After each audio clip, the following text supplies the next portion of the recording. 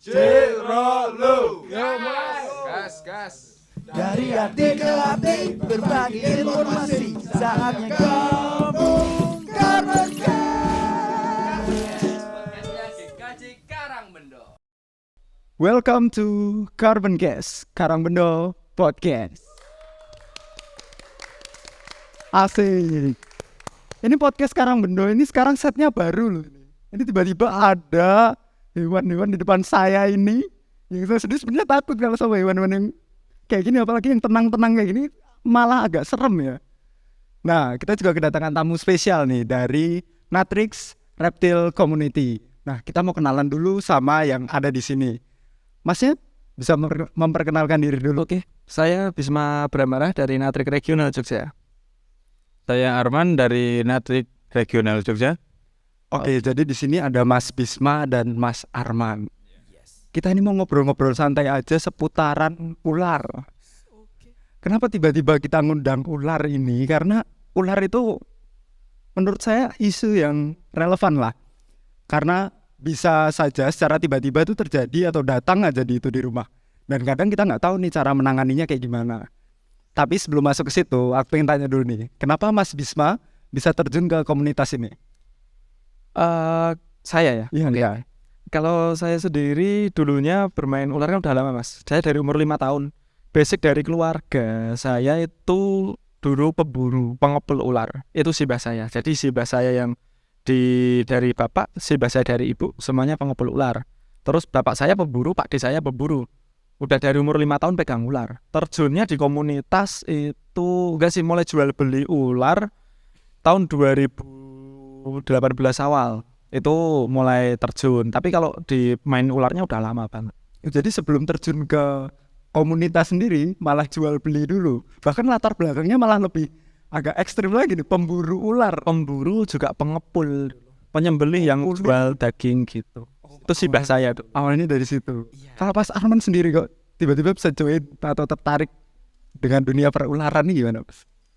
Ya sama sih mas, dari keluarga juga, terutama lingkungan. Di rumah kan sering lah ada sama tetangga dikasih. Kadang kalau ada biawak masuk rumah atau ular makan burung sering diantar ke rumah. Awalnya gitu. Terus 2014 jalan-jalan ke pasar pasti kok ada ular cakep. Nah coba Melihara ya. melihara. Udah sampai sekarang nggak bisa move on. Enggak bisa mau asik banget nih.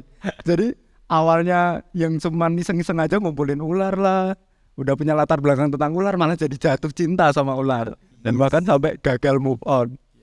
Nah, kalau awalnya yang ngajak untuk join ke komunitas tuh apa sih? Awalnya kalau dari saya ya, kalau saya komunitas itu dulunya kan Natrix ini kan berdiri dulu, beliau namanya Mas Tio itu mau mendirikan komunitas yang dimana di situ ada basic atraksinya. Dulu kan memang teman-teman Natrix ini kan seneng banget atraksi ular, kayak pakai Buat atraksi. yes. Jadi gitu, dulu pengennya gabung ke senian kayak kejadilan atau apa gitu. Dulu mainnya di situ, juga edukasi juga. Tapi untuk sekarang ini itu udah agak jalanin. Kita fokusnya ke semua edukasi dan ke masyarakat lah istilahnya gitu. Itu dulunya cuma diajakin aja sama beliau. Diajakin. Kalau Mas Arman juga diajakin juga. Sama sih mas, diajakin. Tapi aku termasuk masih baru ya mas ya. Baru berapa tahun? 2 tahun ya mas ya. 2 tahun apa? Aku join jadi anggota resmi kan baru sekitar 3 tahun atau 3 tahun. 3 tahun. Jadi 2020. Itu Saking cintanya kerasa cepet ya. Nah, kita di sini kan konsernya mau ngasih edukasi ke warga gereja nih buat menangani ketika ada ular yang tiba-tiba masuk ke rumah, yang mana itu bukan habitat asli dari ular itu sendiri. Kan pasti ada sesuatu nih kalau ular tiba-tiba masuk rumah. Ya, pasti ada sesuatu di situ. Nah, untuk masuk ke situ, aku pengen dapat penjelasan dari Mas Bisma atau Mas Arman nih. Kenapa kok ular tuh bisa masuk rumah gitu? ya banyak sih mas faktornya. Salah satunya itu ular cari makan. Kan yang namanya rumah ya mas gak selalu bersih, rapi juga kan. Nah, kadang ada tikus yang masuk, itu yang jadi mangsa ular. Jadi ular masuk itu karena ngejar makannya itu. Yang kedua itu bisa karena kesasar. Biasanya ular-ular kesasar masuk rumah itu pas ukuran masih kecil Mas. Biasanya habis netas itu sering banget masuk ke dalam rumah karena masih bingung juga kan mau di mana tinggalnya, carinya di mana gitu bisa. Sama kalau cuaca ekstrim. Biasanya ular cari tempat yang lebih hangat untuk berlindung. Seperti itu. Gitu. Itu untuk faktornya sih Mas. Jadi faktor itu ya macam-macam. Intinya kalau mencegah ya bukan mencegah ya. Istilahnya bagaimana agar ular tidak masuk rumah, rumah bersih, rumah tidak ada tikus, ular tidak akan datang. Udah sesimpel itu aja sih. Simpel itu sebenarnya, kalau rumahnya bersih, wangi, terus gak ada makanan ular di situ, ya ular gak bakalan datang ya. Yes. Gabut banget tiba-tiba ular permisi Mas mau. Jarang-jarang, kecuali memang rumahnya udah bersih, udah wangi, tapi di pinggir sungai, di dekat sawah. Nah, itu ya memang udah resiko ya. Tapi kalau istilahnya di pemukiman yang di situ istilahnya jauh dari habitat yang banyak ularnya, tiba-tiba ada ular masuk, pasti ada yang salah di situ. Kalau kecuali selain di sawah atau pinggir sungai ya, yang mana itu memang habitatnya si ular, Iya, pasti ada faktor dorong yang lain. iya. Betul. Intinya gitu aja sih. Jaga kebersihan, rumah tidak ada tikus, rumah tidak ada ular. Aman. Terus nih, untuk dasar-dasarnya yang perlu kita ketahui tentang jenis-jenis ular nih, biar kita tahu ketika misal nanti ada ular gak perlu di dalam rumah nih, di pekarangan atau di samping rumah tiba-tiba ada ular. Nah, yang perlu kita hindari yang seperti apa, yang bisa kita handle sendiri seperti apa, atau yang gak usah kita urusin tuh yang seperti apa? Ya, satu di Jogja sendiri ya Mas, ular yang berbahaya itu ada ular hijau ekor merah. Terus ada yang di tengah ini ular hijau ekor merah ini yang perlu dihindari. Istimewa banget nih Natrix ini bawain ular hijau ekor merah langsung di display di depan. Ya, terus yang kedua itu ada ular kobra Jawa. Itu juga sering banget konflik sama manusia. Terus selanjutnya ada ular welang sama ular weling. Itu hampir mirip tapi berbeda ya Mas. Sama budak gromo itu ular yang di lehernya merah.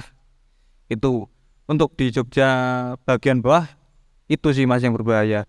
Tapi di tempat lain ada spesies lain juga, yaitu Coryzolasma rhodostroma atau ular bandotan tanah. Itu ular viper tanah yang cukup sangat berbahaya, yang paling banyak itu ditemukan di Gunung Kidul sama Kulon Progo. Sama ada satu lagi ular cabe. Itu ularnya kecil banget, ada strip garisnya, tapi itu jarang ditemukan karena hanya tempat-tempat tertentu aja Mas. Jadi juga jarang konflik lah sama manusia. Jadi dari sekian ratus jenis ular tuh yang paling sering keluar di Jogja itu ya jenis-jenis yang disebutkan tadi. Iya, yang disebutkan tadi. Ada berapa nih? Tok hitung Mas tadi? 6.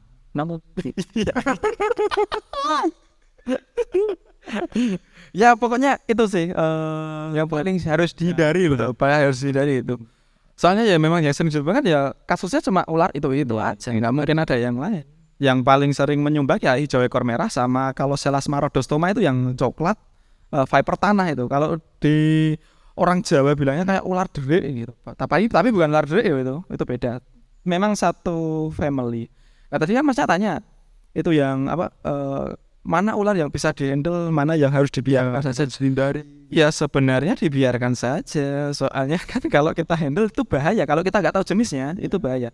Karena pengenalan ular, contohnya kan ular hijau tadi, kan ada 3 jenis tuh. Ada yang ekor merah, ekor silver, sama ular pucuk yang panjang. Nah, ketika Masnya itu taunya cuma ular hijau aja, itu nanti dihandle, delalah atau ternyata itu ular hijau ekor merah. Nah, itu kan nanti juga sial satunya. Kurang beruntung, maaf, Anda tidak beruntung. Terindikasi mau bahaya itu nanti. Apalagi nggak tahu cara penanganan. Tadi sensor ya. Memang agak sulit ya. Kan kita nggak bisa mengidentifikasi satu-satu. Masa kita deketin terus kita pakai tangan besar kita cek gitu, kira-kira ini ular apa ya. Terus browsing dulu ular dengan ciri-ciri seperti ini gitu tadi. Ya lebih baiknya kan nggak usah dihandle ya Mas Arman ya. Ya ngapain pegang ular kalau nggak di dalam rumah. Nah itu kalau dia pekarangan ya biarin aja gitu. Kalau dia memang mengganggu, istilahnya kayak makan ayam atau apa ya, silahkan monggo mau dipindahkan atau mau direscue silahkan. Atau lewat cuekin aja. Ya kalau nggak cuekin aja, apalagi kalau di rumahnya pemukiman itu memang dekat dengan habitatnya. Mencoba bersahabat aja lah. Ya memang wajar kan. Ya memang wajar. Tempatnya. Iya. Tadi saya dapat informasi juga nih dari Natrix sendiri. Ada 360 jenis ular Yes. dan yang paling sering keluar di Jogja itu 76 loh. Oh, bukan di Jogja, itu di Indonesia. Oh di Indonesia. Di 360 itu spesies di dunia. 360 itu spesies di Indonesia, 76 itu spesies berbisa di Indonesia. Itu yang berbisanya ada 76. Betul sekali. Banyak banget itu. Tapi itu masih termasuk yang ini Mas. Dari tingkatan bisanya juga masih ada tingkatan. Nggak semua mematikan semua dari 76 itu ya. Betul. Ya kalau mau didetailkan, itu banyak sekali. Ini layar ini penuh banget di mana jenis-jenis ular ya. Sama ratusan slide nih, Ratusan slide ya materinya, apalagi Pak Mas satu tidur ada ngantuk. apalagi jelaskan per ularnya itu spesiesnya ini makannya kayak gini, bisanya ini, terus habitatnya di sini, lokalitinya, istilahnya tempat ditemukannya di sini, nggak akan habis, banyak banget. Kita spesifiknya yang ada di Jogja aja, yang sudah disebutkan Mas Arman tadi, sama mapping areanya kan udah disebutkan tadi kayak yang kalau Selasma rhodostoma itu sering di Kulon Progo dan Gunung Kidul. Kalau yang hijau ekor merah ini banyak di Bantul, daerah Piungan, terus di Sleman itu ke barat, Sleman Barat perbatasan Kulon Progo. Wah luar biasa banyak banget. Oke, terus untuk biar kita bisa tahu nih cara menghandle ya, kan kita perlu tahu nih ular ini berbisa atau enggak. Nah, tapi kalau kita untuk mendetailkan seperti itu kita perlu punya ilmu juga. Karena ada nama-nama ilmiahnya, ada ciri-ciri khususnya. Nah, jadi hal sederhana apa sih Mas yang kira-kira bisa bedain ini tuh ular berbisa, ini enggak gitu? Ya kan sudah modern ya Mas. Masa mana sih orang yang nggak punya handphone Android, internet, ya kan bisa internet bisa lah. Kalau ada waktu luang cari-cari gitu, cari tahu kayak apa sih ular yang berbisa. Jadi nggak harus dari orang yang berpengalaman langsung, pakai Google pun juga masih bisa untuk cari-cari info. Nah nanti kalau sudah tahu dasarnya kan bisa ditanyakan lah kayak yang udah berpengalaman di bidangnya, di ular-ular ini bener gak kayak gini, kan bisa lebih spesifiknya gitu. Iya. Ya kayak tadi kan di materi itu di Google. Nah di Google itu memang benar ya, istilahnya informasi yang ada di Google itu kita bisa ambil, kita bisa anggap itu benar, tapi jangan 100% berpatokan di situ. Kalau dari Natrix sendiri, kami udah sama teman-teman dari riset sih. Dalam artian di Google kan ada satu pendapat yang bisa dipatahkan, secara ilmiahnya bisa dipatahkan, pendapat ini bisa dipatahkan. Nah, kalau dari Natrix sendiri, ciri-cirinya itu pokoknya patokannya 90% ya. Kalau ular berbisa, dia bertemu dengan manusia itu tenang. Dia nggak lari, dia nggak panik. Tapi kalau ular yang tidak berbisa, dia ketemu dengan manusia, dia cenderung takut, langsung lari. Udah, pokoknya kuncinya itu aja. Walaupun itu juga gak 100% benar, tapi secara sebagian besar itu ular tuh seperti itu. Gitu ya, justru malah yang berbisa, dia malah yang tenang, santai gitu. Betul. Kalau yang nggak berbisa, cenderung lari kalau ketemu. Manusia malah kaciran dia. Iya, kaciran. Kalau ular berbisa kan dia udah pede, udah merasa wah punya senjata yang mematikan nih ya. Kayak orang kelitih itu. Kecil gak mau main-main sama Dia kalau ketemu orang nggak berani, tapi kalau orang yang mau dikelitih kan wah rago gaman, wedi keder, takut wah. Gitu bosku.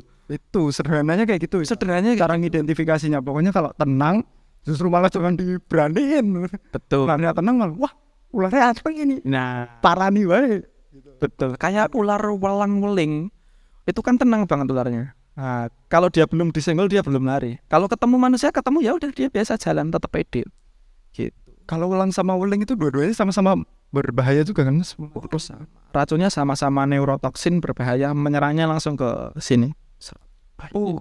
Nah, udah masuk ke neurotoksin nih. Nah, kita mulai ngejelasin ke penonton nih. Ada jenis-jenisnya ada apa aja sih? Kalau nggak salah ada 3 itu. Mungkin bisa di-explain nggak? Apa?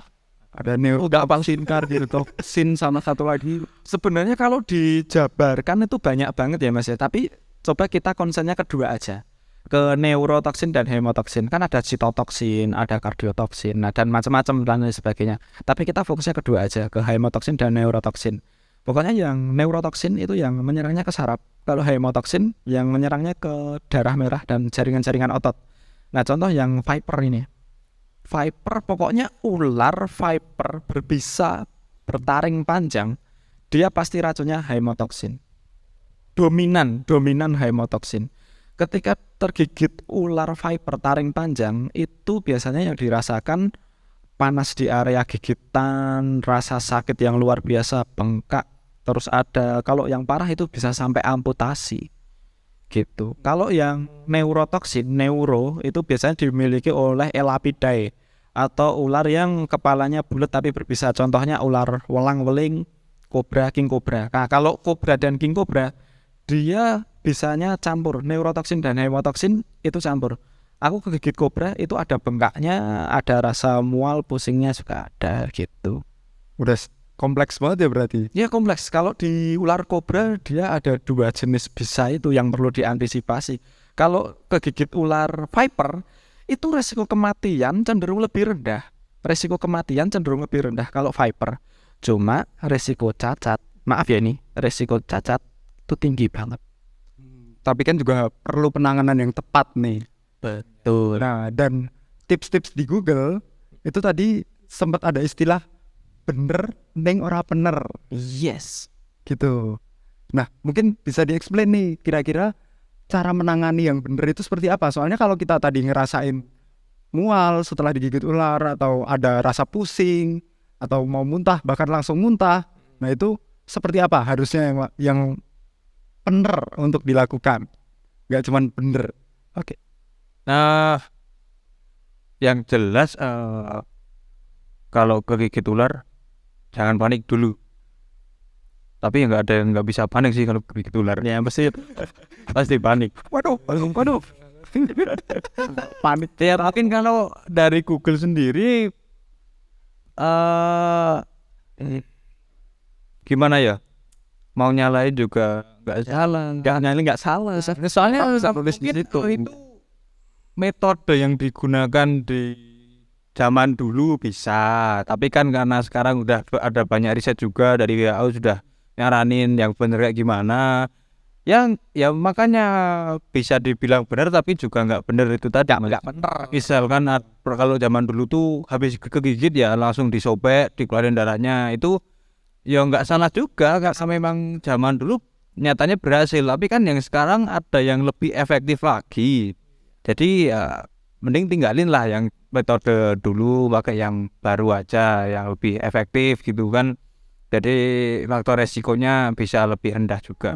Metodenya dulu ada apa aja sih Mas? Ada disedot, disobek. Ya ada sedot, disobek, sama diikat. Diikat Ya, sampai kenceng, langsung potong tangan ada loh Mas. Potong tangan itu jadi ada yang habis gigit langsung dipotong jari, potong tangan. iya, langsung dipotong. Iya, langsung auto amputasi. Langsung amputasi sendiri. Amputasi sendiri. Itu Manual. itu ya. Ya ada salah satu pengepul di Salah satu pengepul di Jogja. Itu bisanya belum tentu hilang. Ya. Infeksinya kena juga. Pusingnya malah jadi kompleks tuh. Iya, kalau orang udah takut ya mau gimana ya Mas ya. Dia kan mikirnya hilang jempol satu, tapi penting nyawa selamat. Gitu. Pikiran dia menurut versi dia. Ya menurut versi dia ya karena disitulah pentingnya edukasi itu Mas. Jadi kalau penanganan yang tepat ya udah kita lakukan imobilisasi sekarang. Kalau pakai cara-cara itu menurut saya ya udah sangat-sangat gak efektif ya Mas dari segi resikonya juga. Soalnya simbah saya dulu kegigit keempatnya simbah saya entah Mbah Putri, Mbah Kakung, dulu saya kegigit kobra semua, itu kan disobek dikeluarin darah. Ya memang selamat tapi kan simbah saya gini, terus Mbah Putri itu ototnya di area tangan itu hilang karena terjadi pembusukan di situ. Oh iya, syaraf-syaraf penyambung buat penggerak ototnya bisa mati. Iya, mati. Bahkan ada Bisa hilang bahkan mati ya. tangannya bisa permanen gini. Terus teman saya itu ada yang tangannya gini Mas, bentuknya tuh gini. Nah bentuknya gini. Jadi dia kalau ngacung itu lucu Mas. Nggak gini. Ya, Siapa yang mau es krim? bukan gini Mas, bukan gini loh. Ini gini loh Mas. Tangannya tuh gini loh. Lah susah loh. Gini, Nah, itu tangannya tuh. gini guys. Ya itu kegigit ular efek kobra. Mengeluarkan darahnya yang salah dengan menyobek Iya, syaraf otot gitu ya. Itu tadi metode sobek itu tadi Mas, karena salah terus yang kena malah otot sarafnya, ya udah jadinya cacat permanen. Oke. Ini ngebahas imobilisasi nih. Yes. Imobilisasi itu kan mengurangi pergerakan ya atau meniadakan pergerakan. Nah, simpelnya kayak gimana sih Mas caranya biar Simpelnya. Kalau secara simpel sih bisa pakai Yang penting nggak gerak aja Mas, tapi ya namanya orang posisi panik juga nggak bisa lah terus bisa diem gitu ya. Mungkin bisa dibantu dengan alat seadanya aja, pakai kaos lah kayak orang patah tulang gitu. Yang penting nggak banyak gerak aja gitu, jadi nggak harus lurus juga, yang penting nggak banyak gerak aja udah. mengurangi pergerakan ya. Nah, pergerakannya yang dikurangi itu dari mana aja? Cuman area Oh itu tangan doang apa? Oh, kalau semisal ya Mas, kita praktiknya di tangan. Nah ini pakai tangannya Mas Arman nih. Jadi kalau semisal yang tergigit di ujung jari, itu dari ujung jari sampai pangkal sendi itu nggak bergerak. Kalau yang digigit yang di lengan, ini dari ujung jari sampai pangkal sendi juga nggak bergerak. Di atas siku juga sama, dari ujung jari sampai pangkal sendi nggak bergerak. Intinya dalam area gigitan ini, itu jangan ada pergerakan. Kalau semisal, mohon maaf ya Mas ya, pernah aja juga pertanyaan itu yang bilang, Mas aku kalau mau buang air besar gimana? Nah itu juga ya gimana? Ya boleh-boleh aja bergerak, cuma kan istilahnya otot itu tidak dibuat bergerak aktivitas seperti biasa. Banyak diistirahatkan.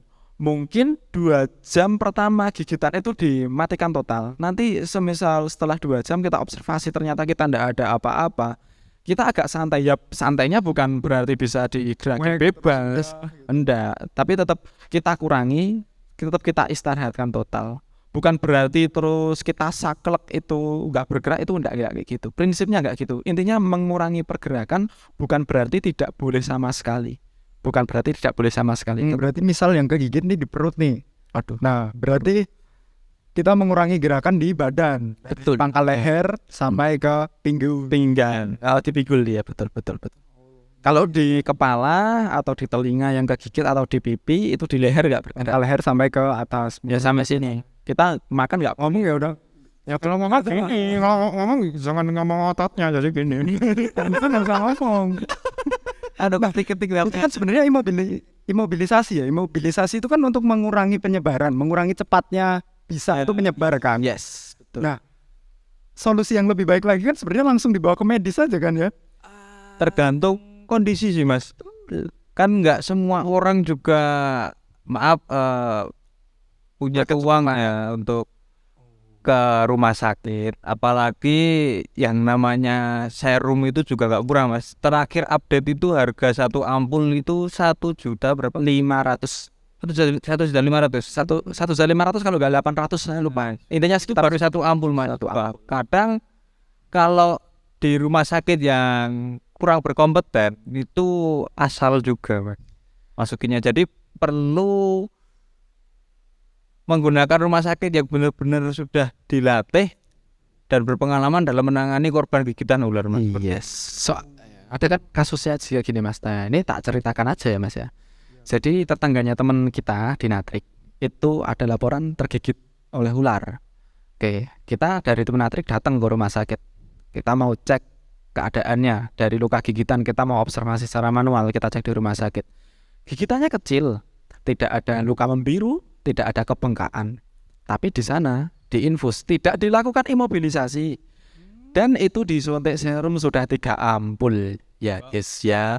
Wow, berapa sendiri itu? Wah, cuak. Nah, itu cuma disuntik serum, kalau nggak ada proses imobilisasi ya sama aja. Sama aja, kan suntik serum itu prosedurnya juga Sudah suntik serum. ada gitu juga, karena suntik serum itu prosedurnya itu sebenarnya kalau pasien sudah mencapai fase sistemik. Kalau dia masih kelihatan sehat bugar, itu nggak perlu. Karena tubuh kita memiliki anti imun Ya, imun, kita memiliki imun tubuh. Kalau kita kondisi fit banget, kita kegigit semisal kegigit kobra, kita kondisinya fit banget, kita lakukan imobilisasi, itu tanpa serum kita bisa sembuh kok dalam jangka waktu kurang lebih 3 hari 5 hari. Itu nanti dalam waktu omset bisa sembuh kok. Tanpa kita harus ke rumah sakit ya katakanlah, katakanlah kalau kita observasinya benar. Nah, tapi ini saran ya buat teman-teman penonton nanti yang nonton. Kalau semisal tergigit ular atau terjadi insiden tergigit ular tetangganya atau siapa yang jenengan kenal atau yang jenengan tahu, itu nanti diimobilisasi seperti tadi yang tidak ada pergerakan, pakai papan bisa atau pakai lem bisa, dibawa ke rumah sakit. Apapun caranya dibawa ke rumah sakit. Jangan observasi sendiri, karena apa? Observasi sendiri kalau belum mempunyai pengalaman juga bisa salah. Takutnya terjadi fatal juga. Gitu. Takutnya ada yang menyepelekan juga ya. Betul. Ini mual biasa kok. Nah, itu gak taunya sistemik kan.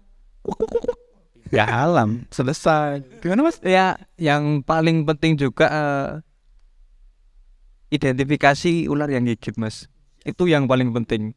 Karena kalau asal kegigit ular terus kita aimop, kalau ternyata ular itu nggak berbisa, ya sama aja, sampai sendiri. Ya.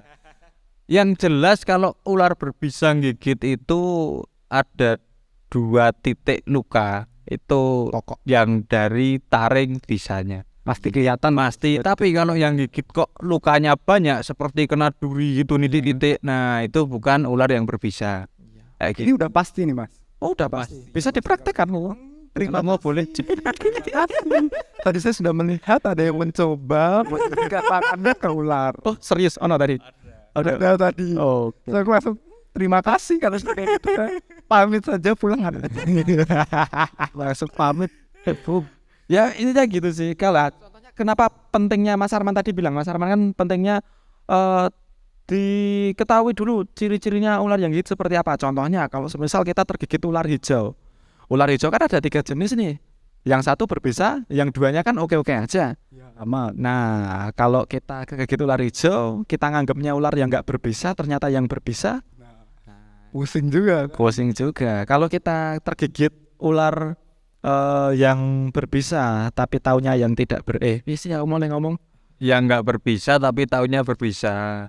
Oh, kita kan percuma juga imobilisasi lama-lama kita observasi capek-capek 2 hari kita gak gerak, kita gak berangkat sekolah, gak berangkat kerja, ternyata gak apa-apa ya. Apalagi itu dibawa ke rumah sakit disuntik serum. Ini sorry nih, ini disclaimer dulu. Kita nggak ada sama sekali kerja sama rumah sakit manapun di Jogja ya, dan nggak ada promosi apa-apa terkait rumah sakit di Jogja. Tapi saya mau minta saran nih kepada komunitas Netrix yang udah berpengalaman mengurusi ular dan bahkan anggotanya pun ada yang pernah mengalami digigit ular sampai mengalami koma, ada ya? Nah itu kira-kira di Jogja ini rumah sakit mana aja yang kompeten untuk menangani gigitan ular berbisa? Rumah sakit yang dari komunitas kami yang paling kompeten itu di PKO Muhammadiyah Gamping di Jalan Wates itu, Mas. Itu yang paling rekomen karena di situ dokternya sudah dilatih langsung sama Dokter Tri Maharani. Ya, itu sudah dari WHO juga yang di Indonesia sebagai pelatih penanganan gigitan ular. Prioritas utama itu tadi ya. Ya, Prioritas Muhammadiyah Gamping. Ya, yang kedua mana, Mas? Bethesda ya. Bethesda. Nah itu nanti di sana itu saya kan pernah kegigit kobra kan. Gigit kobra ini yang parah, ini yang 1 kali ini yang paling parah. Itu dibawa ke Bethesda. Di sana langsung dapat penanganan imobilisasi, langsung observasi, langsung ditangani, kita langsung tahu hasilnya gimana, kita kondisi badannya kayak gitu. Jadi nggak asal disuntik serum. Ya nantilah suntik serum itu ketika memang benar-benar membutuhkan. Ya betul. Kalau masih fase lokal kita masih bisa ngobrol, kita masih pengen ngerokok, kita masih pengen, nah itu udah nggak apa-apa itu. Tiba-tiba datang ke IGD langsung, Mas habis gigit ular ya, suntik serum. Itu ya lain. Ya gimana. Udah tidak sensitif kalau bahas itu ya. Tapi nih Mas, Ya tercover BPJS gak? ada yang iya, ada yang nggak, tergantung dokternya sih kalau itu. Mungkin juga tergantung Kronologinya juga pengaruh. Misalnya gini Mas, kalau istilahnya petani ya, katakanlah petani nih terjadi gigitan ular, tapi digali dulu sama dokternya, ini kegigitnya karena apa? Kegigitnya karena buat mainan, ya udah nggak di cover itu.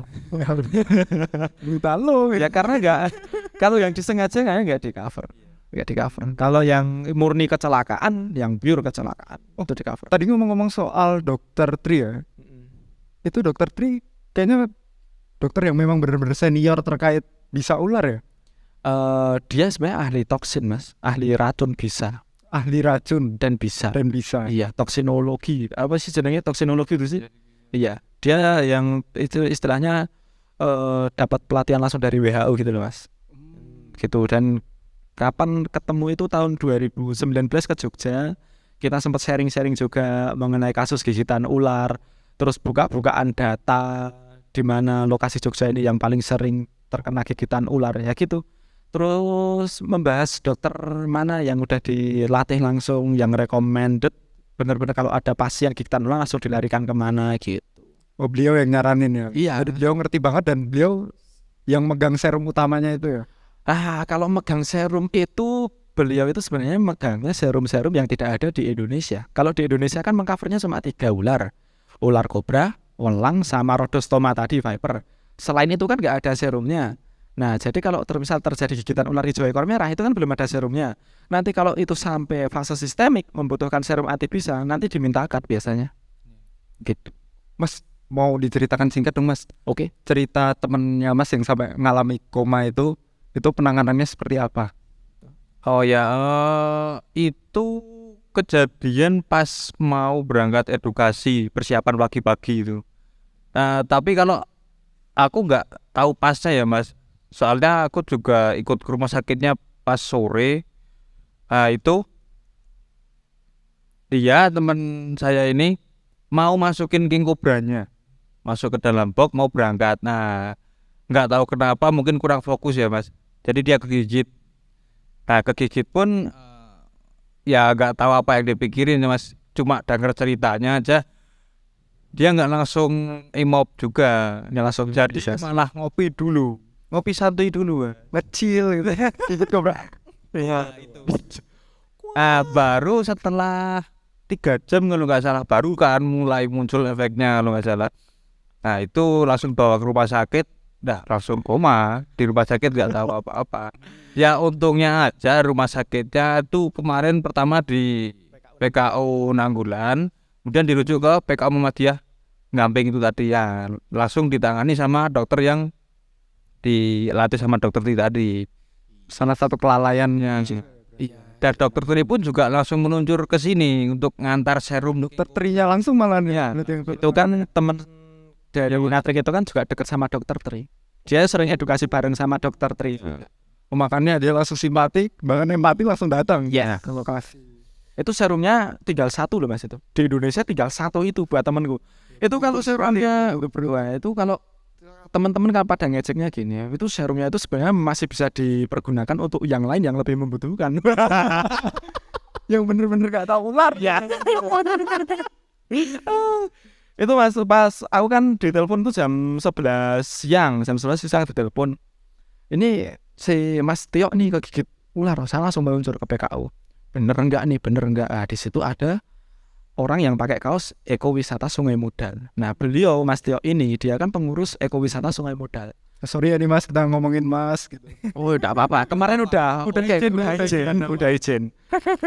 Terus pada waktu itu, wah, bener ora sih? Kan masih bingung antara iya dan tidak itu loh. Tanya sama itu tantenya sama temennya, adiknya. Ada Pak D-nya, ada yang muda itu temennya atau saudaranya enggak tahu. Benar Mas Tio. Ini Mas Tio itu toh, sampai memastikan gitu. Iya, soalnya agak kaget juga ya. Enggak percaya Mas, enggak percaya itu. Beneran Mas, kan dia di IGD, kondisinya di IGD.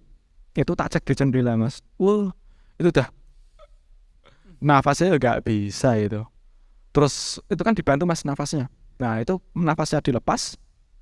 Itu dia tangannya cari-cari orang bantuin nafas itu loh. Tangannya gini-gini. Terus kita diwalu saking butuhkan supportnya itu ya. Iya, dan itu matanya udah gini, yang hitam itu udah sampai sini, udah putih gini. Itu racun apa aja Mas yang masuk ke dalam situ? Wah, kalau itu lengkap Mas, itu lengkap itu. Itu kan dia katup nafasnya nutup. Jadi kan kalau manusianya ada katup nafas itu. Nah, itu kan ada katupnya yang nahan kan itu. Buka tutup kan. Nah, itu kan itu nutup Mas, itu udah gak bisa buka. itu udah mati tuh. Nah itu dipakai selang, dipaksa buka, dipompa. Terus dia itu nafasnya udah sesek, celat mas, gak bisa ngomong. Dia itu datang, itu kan ceritanya kan tadi yang dibilang Mas Sam, dia sempat ngopi. Nah itu tolongnya dia dia itu ngopi dulu, dia ngopi rokokan dulu di angkringan. Itu posisi udah tergigit. Kan otomatis gerak dong, nggak mungkin ke angkringan. Ya. Yes. Nah itu dia udah tahu prosedurnya, itu dia udah menyalahi prosedur, dia tahu. Ya mungkin karena gimana ya, kadang kita itu perlu panik. Soalnya kalau nggak panik ya kayak gitu jadinya. Dia ngopi dulu, langsung dia OTW pulang sampai rumah diem, cuma minta air minum.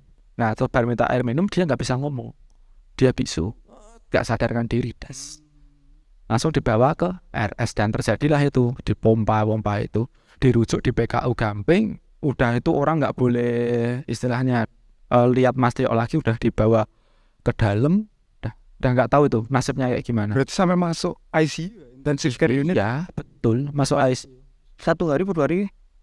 Di ICU itu aku pokoknya nilai kan itu kan berapa 3 hari di ICU.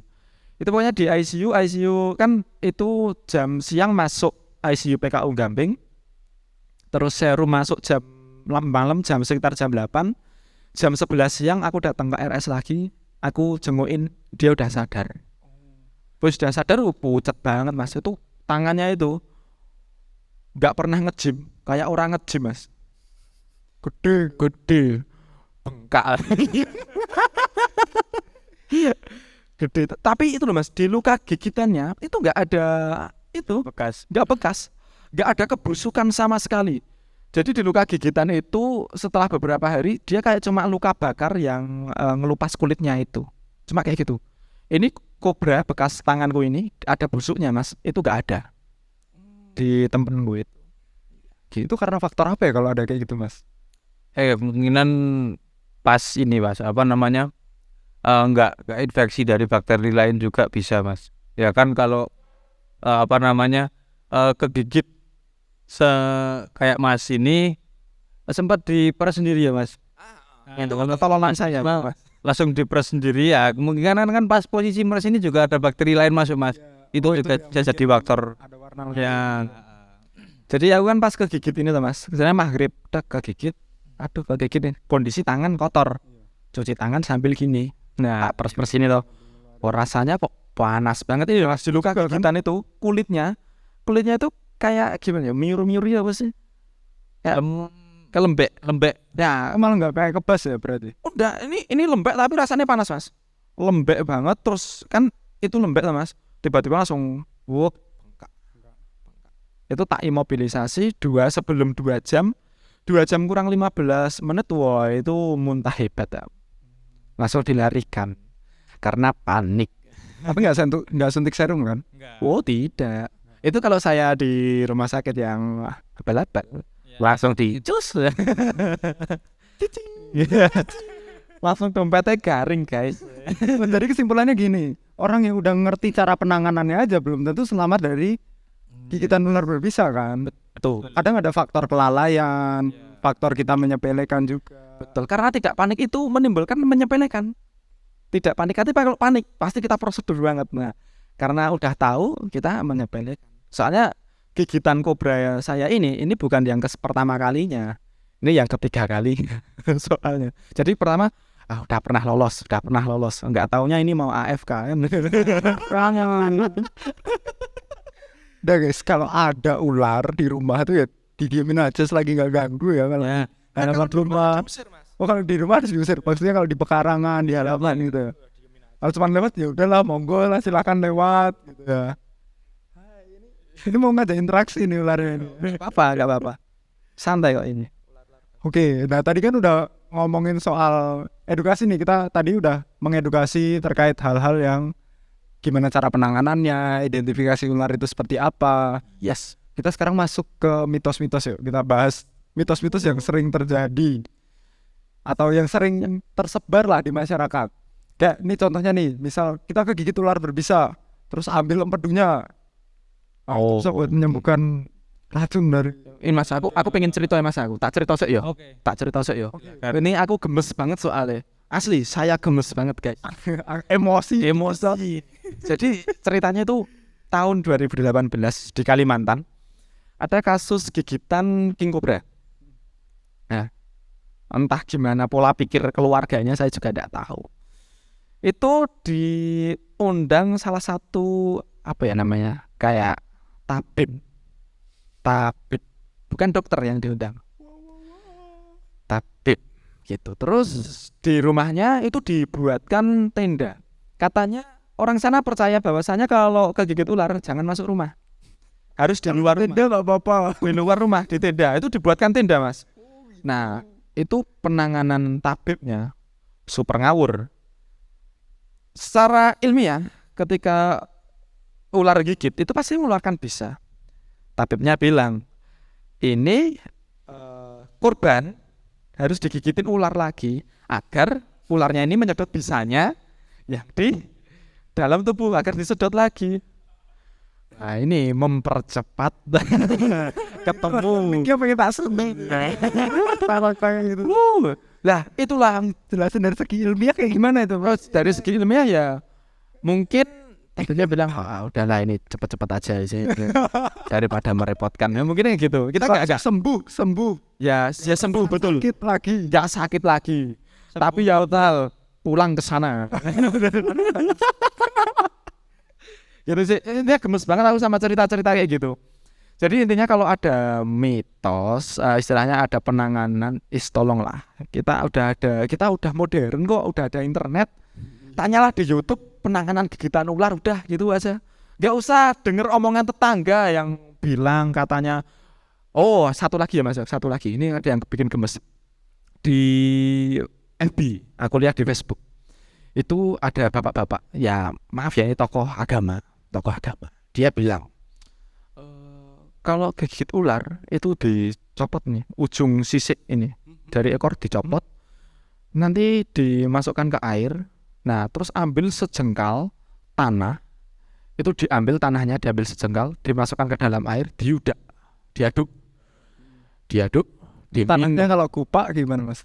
gimana? Tanahnya kupak. Wah itu udah gak tahu itu pokoknya. Versinya itu nggak apa-apa. Itu gak peduli pokoknya dia itu diminum. Diminum. Nanti sembuh atas seizin Tuhan.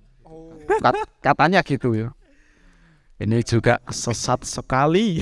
Ya. Ya itu kan kalau ibu-ibu itu kan sering share di grup RT, grup WhatsApp keluarga, arisan. Nah, ini korbannya bisa berapa banyak orang nih. Ini bukan main-main loh. Ini soalnya nyawa loh teman-teman ini. Ini enggak main-main, nyawa loh soalnya. Itu aja sih. Pokoknya sekarang kita tuh udah cerdas, cari di YouTube atau di Google itu bisa. Moga Mas, mau cerita tentang mitos. Itu mitos gigitan, tapi mitos apa Mas? Yang menurut versinya Mas nih mangkal banget nih sama Michael yang kayak gini. mitos. Ramasis sing gede mana dulu. Kalau mitos nggak terus apa ya namanya. Kalau buatku sih nggak terus mosok enggak juga. Soalnya kan kalau mitos yang aku tahu itu cuma seputar ini sih. Tentang ular takut garam, terus ular apa namanya? Ular siluman kayak gitu. Lebih ke situ sih. Jadi kalau ular tuh sama sekali nggak takut garam Mas. Jadi kan ular itu bersisik ya. Mungkin kalau ular itu berlendir bisa sama garam takut, tapi kalau bersisik sama sekali nggak pengaruh Mas. Jadi kalau ada orang kok kemasukan ular di rumah terus tabur garam 20 kilo di rumah, 20 enggak ngaruh. Jadi sama halnya kayak ular itu di taburi pakai pasir lah. Ya sebenarnya kalau manusia Mas disauri pasir kan takut. Wah, seperti mungkin orang dulu seperti itu. Dia bukan takut mengrisi wae. Apa tuh dibalangi gitu. Ya betul. Terus sama ular siluman. Nah, mungkin kalau ini ketemu di hutan ya ngiranya siluman. Ular pesugihan. Ular bahagia. Tapi ya memang nyatanya bikin bikin sugih. Gitu Mas, ini kita ngobrol agak ngawur aja ini. Oke. Nah, kalau misal ada nggak ular yang misal kita tiba-tiba nemuin satu jenis ular lah. Nah, ular yang jenis kayak gimana nih yang kira-kira wah ini potensial nih buat dijual nih, jangan sampai dibunuh ini. Itu rahasia pabrik ya mas. Itu Sedikit aja kayak ciri-ciri, satu atau dua ciri-ciri aja. Ya Satu ciri-ciri saja, satu ciri-ciri saja. Ini potensial nih. potensial nanti aku nggak dapat cuan. gini mas, Close nih. gini. Kalau masalah itu sih mas, karena kan ciri-ciri ular itu macam-macam ya, warna ular itu macam-macam. Jadi kalau dari ciri-cirinya apa, kita nggak tentu juga. Karena ular di alam itu random mas. Kita bisa tahu ular itu mahal atau enggak. Kalau kita udah tahu jenisnya, kita udah tahu bisa memprediksi. Oh, jadi udah ngerti. Kalau secara alam nggak bakal tahu. Jadi percuma ya. Jadi kalau nggak usah ngide-ngide, wah ini kita apa ini, terus mau coba nangkep gitu. Nah, nggak usah mas. Takutnya malah itu ular berbisa, malah repot juga. Soalnya gini mas, kan kalau ini katakanlah ini ular albino kan, kuning. Kalau albino ini kan harganya lebih mahal dari yang normal. Katakanlah jenengan di alam lihat ular kuning. Tapi kan ular kuning bukan hanya ular albino. Belum tentu kuning itu karena albino. Kayak ular lanang sapi itu warnanya kuning juga. Kayak ular koros itu perutnya kuning juga.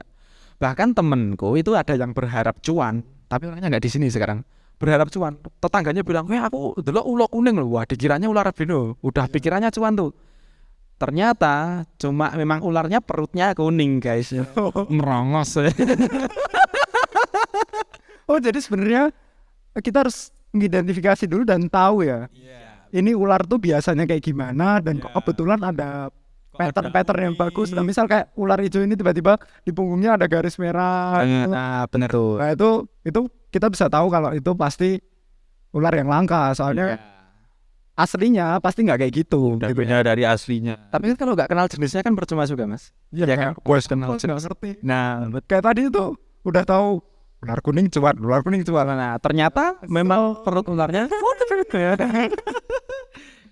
Wah, gelone guys. Oh itu, oke. Kita juga mau memperkenalkan nih biar orang-orang juga pada tahu nih apa aja yang ada di depan kita ini. Oke mas, dikenalin satu-satu. Oke, yang pertama ini ya Mas, ini Bahas harga boleh nggak sih mas, harga di sini? Bahas harga ular yang di sini boleh nggak sih? Bahas harga. Harga. Kayaknya ini memang nggak ada harganya mas. Ini memang nggak ada harganya. Sebenarnya itu nggak ada harganya. yang pertama tuh ini namanya ular lare angon. Ini paling banyak itu ditemuin di sawah Mas. Kalau kata orang zaman dulu, kenapa dinamai lare angon? Nah, biasanya kan kalau zaman dulu anak-anak kecil sering angon ya Mas, angon sapi atau domba. Yang angon itu sering mainan ular ini karena ular ini termasuk yang nggak berbisa, makanya dikasih nama lare angon kayak gitu. Tahu saya. Baru tahu. Ada sejarah ngerti ya. gitu ya ternyata. Baru tahu. Kayak gitu, makanya dinamai lare angon. Sering ketemu di sawah. Ya, sering banget ketemu di sawah, tapi nggak tahu kenapa kok sekarang udah sangat sulit ditemui. Oh ya mungkin kan sawahnya udah habis jadi beton semua. Aduh. Amdal bisa dibeli. Digoleki polisi ra. Keterangan fakta. Oh iya. Amdal ya. Yang kedua ini ada ular cincin perak. Cincin perak Nama Jawanya itu Taliwongeso. Kalau ada yang zaman dulu sering lihat filmnya Susana ya, ini ular ini yang sering dipakai buat syuting. Itu Berbisa juga nggak ini mas? ini termasuk ular yang berbisa menengah.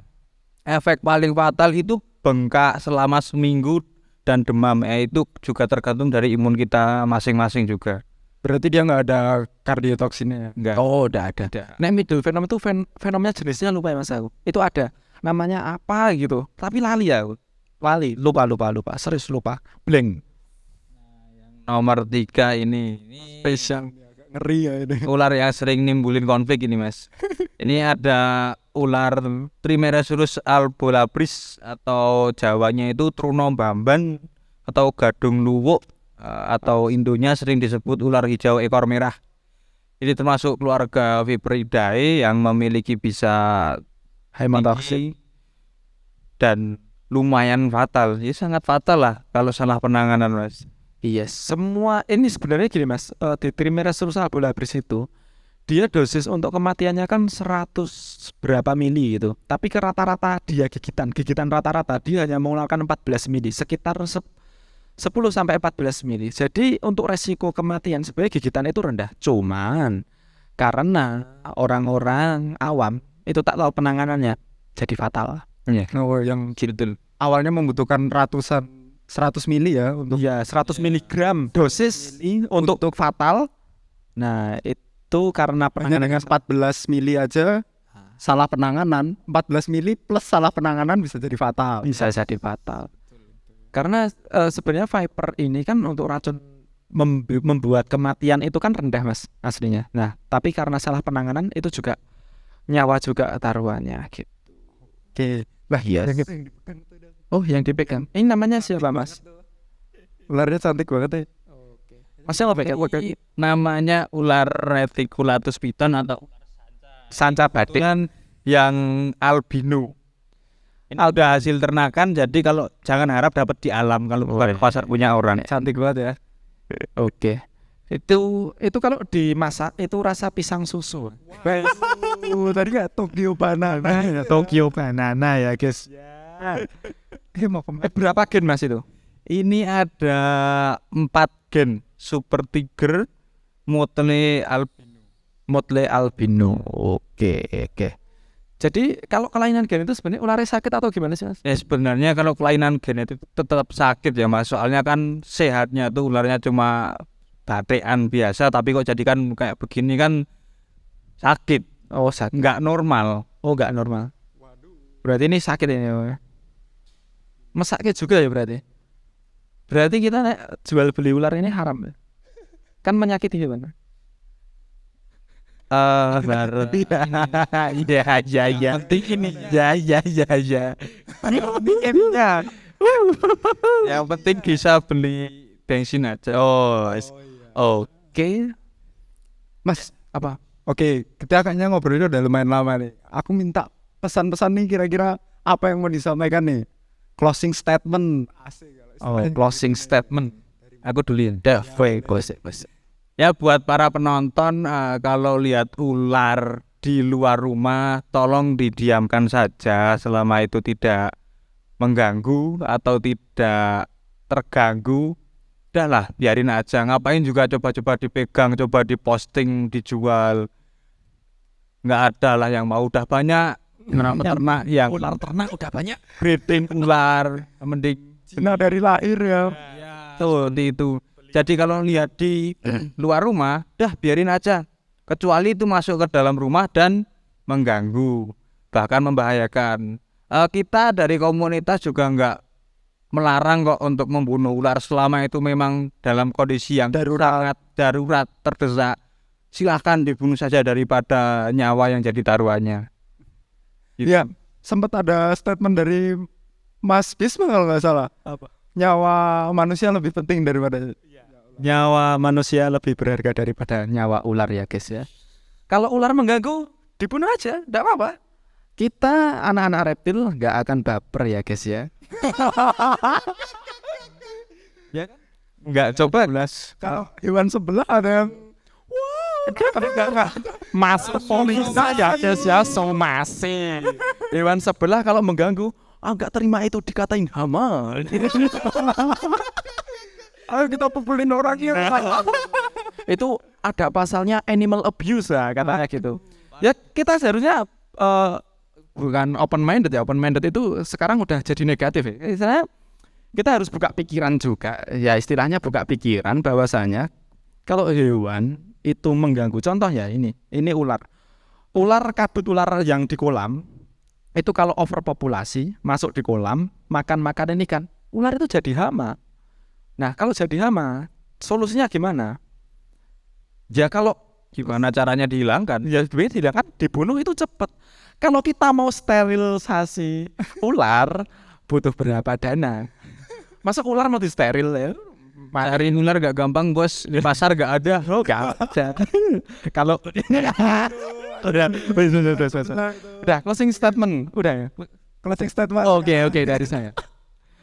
Untuk Anda wahai para penonton, sekarang sudah ada YouTube, udah ada media sosial, udah ada Google.